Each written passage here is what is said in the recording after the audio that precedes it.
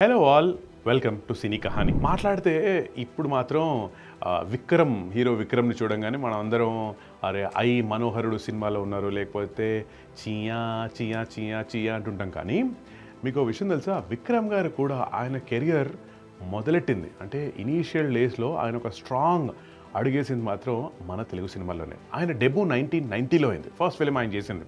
కానీ 1993లో సాక్షాత్తు the great director Dasari Narayana Rao గారి డైరెక్షన్లో అక్క పెత్తనం చెల్లెల కాపురం అనే సినిమా చేశారు, తెలుగు సినిమా అది. ఇన్ఫ్యాక్ట్ ఆ సినిమా హిట్ అవ్వడమే కాదు కదా, విక్రమ్ గారికి మాత్రం ఒక మార్కెట్ కూడా క్రియేట్ అయింది తెలుగులో.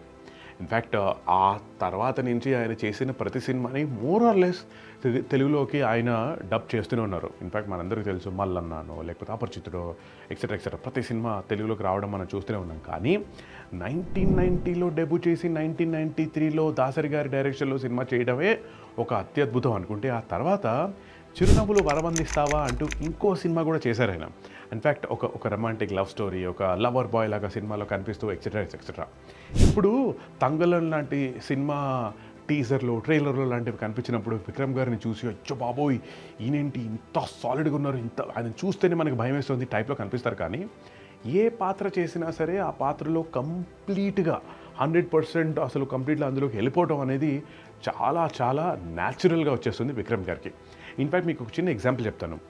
మల్లన్న సినిమాలో ఆయన ఎవరినన్నా చంపడానికి వచ్చినప్పుడు ఆ కోడి వేషం వేసుకొని వచ్చి ఇలా ఇలా తల ఊపుతూ వస్తుంటారు కదా, అది రావడానికి ఆయన ఏం చేశారంటే ఒక కోడిని ఇంటికి తెచ్చుకున్నారు, కోసి వండుకోవడానికి కాదు, ప్రాక్టీస్ చేయడానికి. ఏంటంటే ఆయన రోజంతా కోడిని చూస్తున్నారట.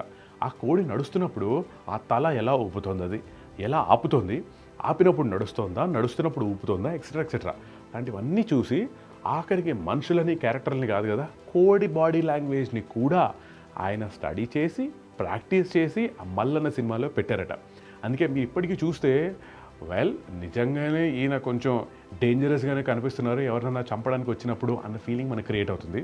కావాలంటే ఈసారి మల్లన్న సినిమాలో చెక్ చేసుకోండి.